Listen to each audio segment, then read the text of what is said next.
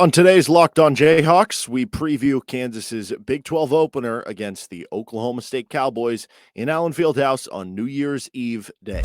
You are Locked On Jayhawks, your daily podcast on the Kansas Jayhawks, part of the Locked On Podcast Network, your team every day.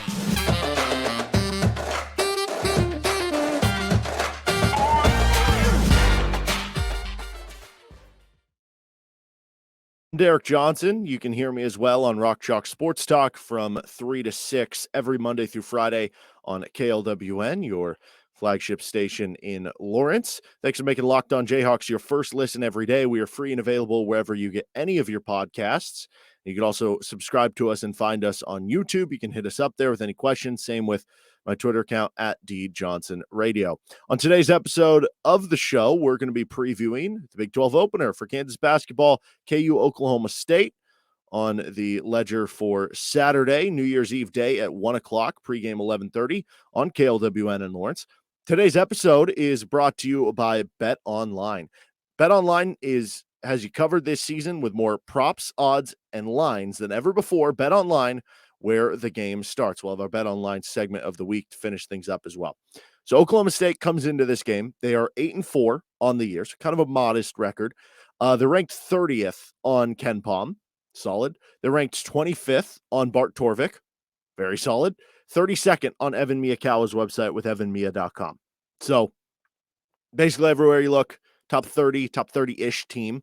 And the Big 12 has just been unbelievable so far. Like, you look at the net rankings too, like every team right now, I saw one site had all 10 Big 12 teams in the NCAA tournament. Now, once it's all said and done, and eventually there'll be some sort of hierarchy, like teams, if you go 5-13 in the Big 12, you're not going to make the tournament. So I guess it's possible that like every team just splits with each other except for maybe a couple, and everybody ends up between like 7 and 11 wins outside of, maybe the number 1 team and the number 10 team or something. And then at that point, maybe that could happen, but realistically that won't happen. Somebody will end up with too many Big 12 losses. Nonetheless, there are good enough teams like that. All 10 teams in the Big 12 are good enough to hypothetically make it. And that's the case as well with Oklahoma State. They were picked 6th in the preseason in the conference, and looks like they'll probably finish somewhere around there, 6th or 7th. Top wins so far for them: Sam Houston State by 14. That's a team ranked 80th in KenPom. Wichita State's a top 100 team. They won on the road against them by 10. Those are their only top 100 wins. They have not beaten like a really good opponent, a top 25, a top 50 opponent. They have played really top competition, really with one team, which we'll get to in a second. Their losses came to Southern Illinois. That's a non-top 100 team, so not a great loss there, but they're just outside the top 100, only by 1 point. They lost in overtime to UCF. They lost by 5 on a neutral court to a top 30 Virginia Tech squad. And then their biggest test was against Connecticut. They played on the road at UConn, and they lost by 10 points. So they kept it close on the road against a UConn team that has looked really good so far this season and has certainly been one of the best teams in the country. Now, offensively, when you look at Oklahoma State, they have really struggled shooting the ball from all over the court, struggled at mid-range. They haven't been great around the rim, and they're not like a great three-point shooting team either. They're ranked just outside the top 70 on KenPom's adjusted offensive efficiency. Now, last season, they were like the ultimate extreme of a good defensive team. They were top 5 in the country. They were not even top 100 offensively. This season, the offense has gotten a lot better, but it's still not one that you would classify as like they have a good offense. The one thing that they have done very well on the offensive side of the ball is get offensive rebounds. They're top 30 in the nation in offensive rebound rate. And then when you narrow it down to the Big 6 conferences, it's even better than that. So they might not make all their shots, but they're going to try to clean up a lot of their mess. And we know that Kansas has certainly had issues defensive rebounding at times this season. That's going to be the key for Kansas. Keep them off the offensive glass. You're not going to completely limit them or shut them down, but make it so that it's not something that overtakes the game. The biggest issue offensively for Oklahoma State has been they just turn the ball over too much. So while they could have an avenue to exploit with the offensive rebounding against Kansas, Kansas does have an avenue to exploit against Oklahoma State by forcing a lot of turnovers against a team that turns it over a lot. We know Kansas has been really good at that, and that should allow Kansas to be able to get out in transition. On the other side of things, defensively, they are really good. They're a top 20 unit in the country. Mentioned they were top 5 last season. They're top 15 in 2-point defense. They're top 15 in effective field goal defense and top 15 in block rate defensively. So they do all those things very well. They've been solid, not elite though, at defensive rebounding. Really, their only non-strengths on the defensive side of the ball aren't even weaknesses. They're just like, oh, they're average at this as opposed to being great at it.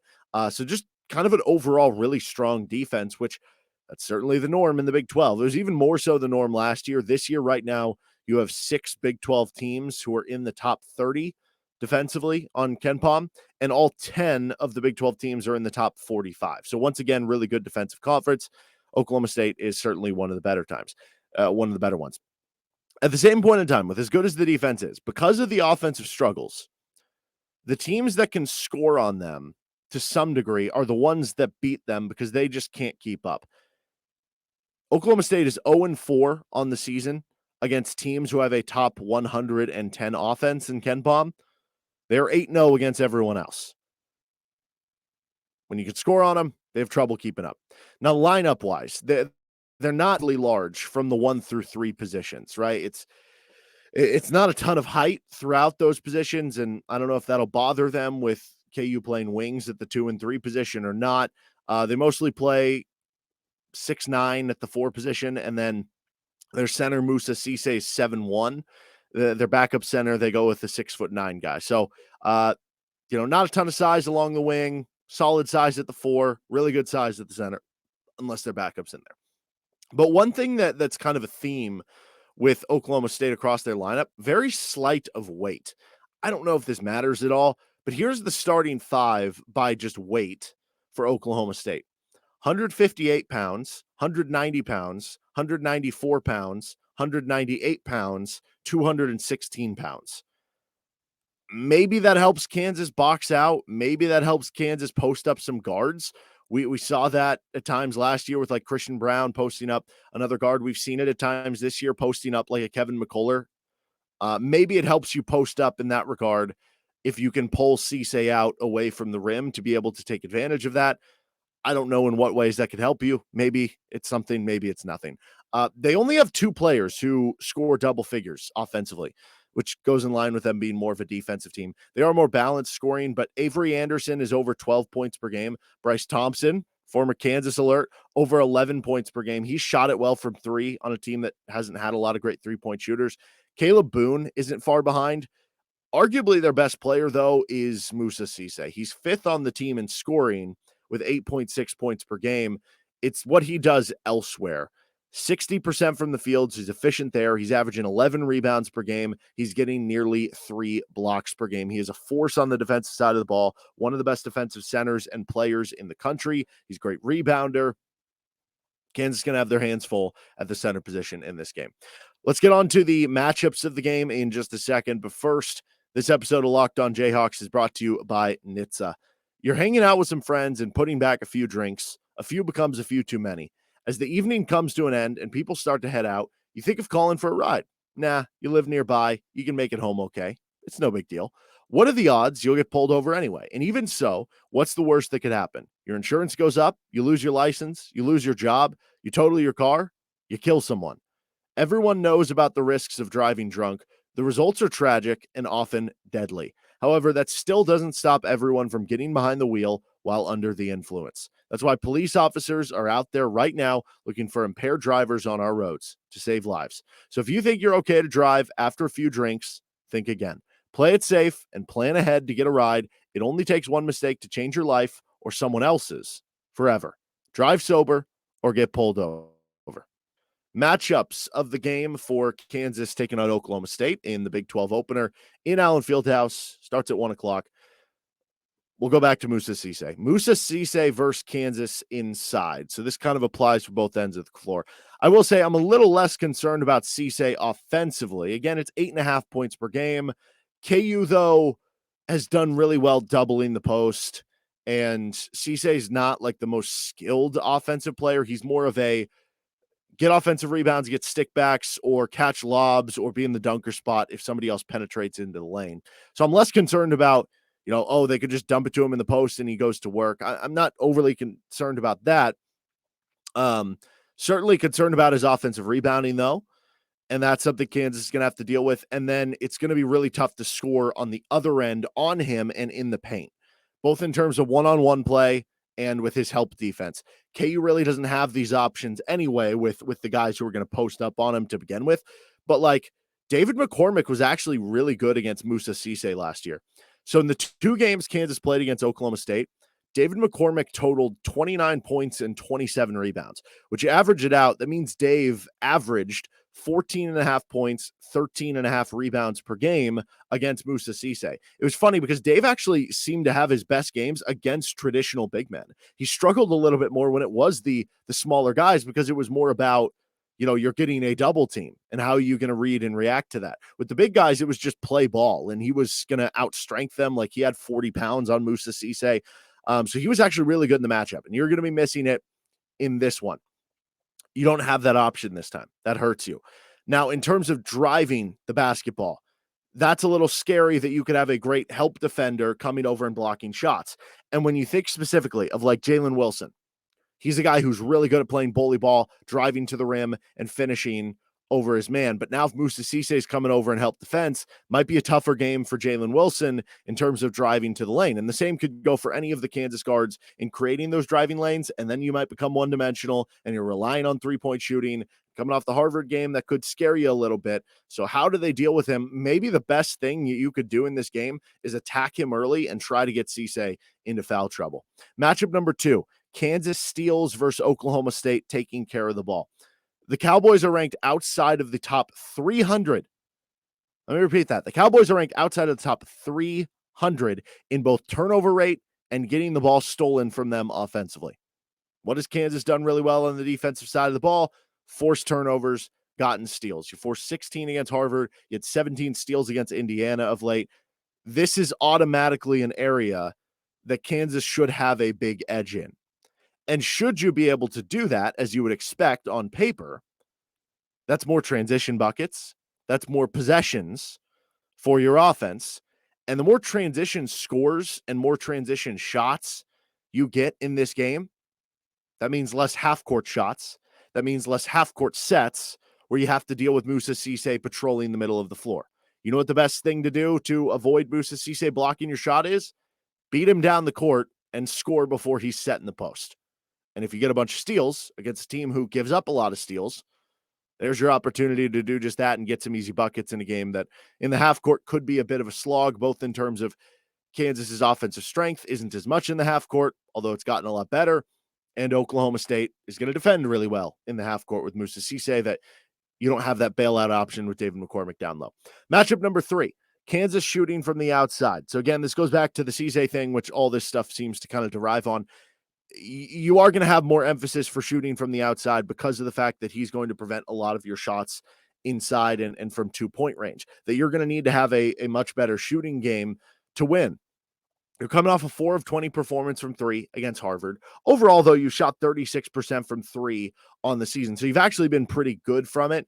But Oklahoma State's actually done a good job defending the 3-point line. No team has shot better than 36% from 3-point range against them so far this season. And only 3 teams have shot even 31% or better from 3 against Oklahoma State. Overall, they are 11th in the country in 3-point defense. Now, they have faced one of the top 100 most threes attempted, which makes sense. Teams have to fire threes because of Moussa Cisse. Now, how do we sparse this out? Could that just be partially luck? Could it be you haven't played a really difficult schedule, so you haven't been playing as many teams that can hit a bunch of threes on you? It absolutely could. It could just be luck, and that's going to revert in this game. It could also be a factor of Moussa Cisse's defense, right? If you're a guard or you're a wing on the outside and you're going, hey, I got this guy on the inside who is just swatting everything away and altering all these shots inside, I now can place more presence on getting a hand up and making sure I'm guarding a guy out on the 3-point line. Because if I get beat off the dribble drive, I know I have that guy to kind of erase my mistake inside. And so you're going to get more hands up. You're going to get more contests on those 3-point shots, which, as much as we do talk about 3-point luck, that there's only so much you can do, it comes out of a guy's hands. Statistics do show that contested threes are made a lot less than non-contested threes. Even at the end of the day, if you could have great defense and they could still hit a three over the course of time, that could be the case. So Cisse's defense inside could allow them to, activate more on the outside and get a hand in their face. Kansas is going to have to shoot better from three in this game, though, certainly than the Harvard game, and to kind of open things up on the offensive end of the court. Matchup number 4, Bryce Thompson versus having a revenge game. Oklahoma State struggled shooting the basketball. Haven't been great from three, haven't been great from the mid-range. Bryce Thompson hasn't been great on 2-point shots, but he's been a really good 3-point shooter, shooting 36% so far this season. If you can limit his shooting and shut him down, the offense already struggles enough for Oklahoma State. Now you're limiting him down. It's going to be even worse for them. Do you put Kevin McCullar on Bryce Thompson, or does Kevin McCullar go on, I don't know, maybe like a Caleb Boone and like a Gradey Dick or Jalen Wilson takes Bryce Thompson? I don't know how they're going to match it up, but if you're putting McCullar on Thompson, I like that matchup for Kansas. I think he can give him a lot of problems, and that would certainly help shut down. You just hope that Bryce Thompson doesn't have the revenge game where he's just making everything and scores 20 or more points. The player matchup for the game I'm most interested in, Jalen Wilson versus Caleb Boone. Boone is second only to Cisse on the team in defensive BPR per Evan Miyakawa's site. He is also one of the team's top offensive players. So Jalen should have his hands full on both ends of the court with Caleb Boone. Mentioned the side of it where you have Moussa Cisse at the rim, possibly preventing Jalen Wilson. That's going to be tough. But Jalen has an opportunity to win with his jumper in this one. If he's hitting on his jumper and hitting 3-point shots more than we've seen the last couple of games, that'll be huge. He also needs to win in transition to keep ahead of Moussa Cisse, but also he needs to have a good defensive game if he is indeed on Caleb Boone, because Boone does have the opportunity to kind of get hot from the mid-range and some of those face-up plays as being a 4-man. All right, we're going to finish things off on the show here with our BetOnline segment of the week with Locked On Jayhawks. Our BetOnline segment of the week. So hopefully that you got Kansas plus 2.5 as opposed to Kansas money line in the Arkansas game, because then you would have come up with a victory in that bet. And there's no way you would have thought that victory was going to come after they got down 25. Line has not come out for the Oklahoma State game as of yet. But Kansas will certainly be favored in this game, and whenever that line does come out, it'll probably come out like Friday evening or Saturday morning, probably Friday later would be my guess. You'll be able to bet on that on BetOnline. Right now, KenPom has it as a 9-point game for Kansas, winning 73-64. Usually, Vegas is pretty in line with where KenPom is. It's not always exact, but that kind of tells you that it'll probably be somewhere between an 8 to 10 point favorite, over under of about 137. I probably would not be touching the over under just because I am worried that it could be a bit of a slog. Remember the game last year in Stillwater? Kansas had like a 9.5 minute drought without scoring a point toward the end of the first half. So I wouldn't be touching that.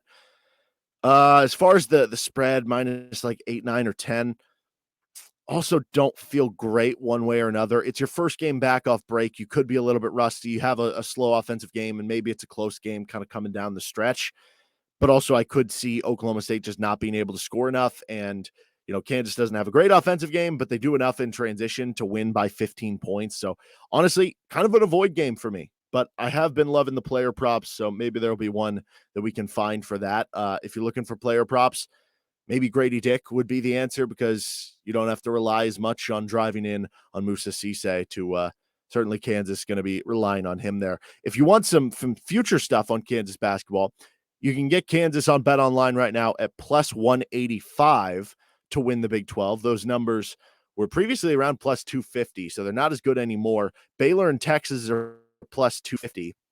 Not surprised who's tied for second. How about this? The team who's in fourth in odds now is West Virginia. They have had maybe the strongest come up so far of the Big 12 teams. Like, they were predicted to be one of the worst teams in the Big 12. You were looking at the roster, and I was like, I don't know how good this team's going to be. So far on the season, they're 10-2. Their only losses are to Xavier on the road, who Xavier's a top 30 team. Purdue in a neutral court by 12. Purdue's a top 10 team, and they've just looked really good so far. I don't think they're going to be the fourth best team in the Big 12, but I've kind of gotten around to them. They've been a great shooting team. They play, that kind of high turnover forcing game defensively so far, that I think they could be an NCAA tournament team again. You can get TCU at 12-1, Tech at 25-1, Iowa State at 33-1. Oklahoma State is only 8th in odds at 40-1. And then K-State and Oklahoma are tied for last at 80-1. But are you really going to want to bet against Kansas in this? Other KU-related numbers on BetOnline, Jalen Wilson is plus 850, which ranks third for the National Player of the Year race. And Kansas is 16-1 to win the national title, which is fifth place among odds, which I think is what their odds were at the start of the preseason. So I don't think that's a bad bet to take it now when you know that, hey, they actually are pretty good, and they're so far been living up to the billing. Obviously, Big 12 play presents a whole different type of challenge.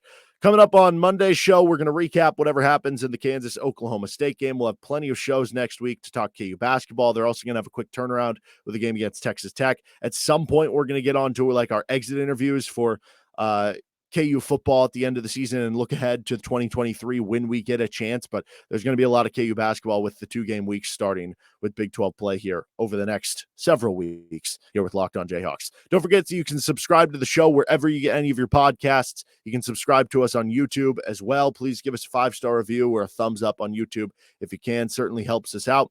Have a great rest of your day. I'll see some of you on Rock Chalk Sports Talk later today. Till then, later.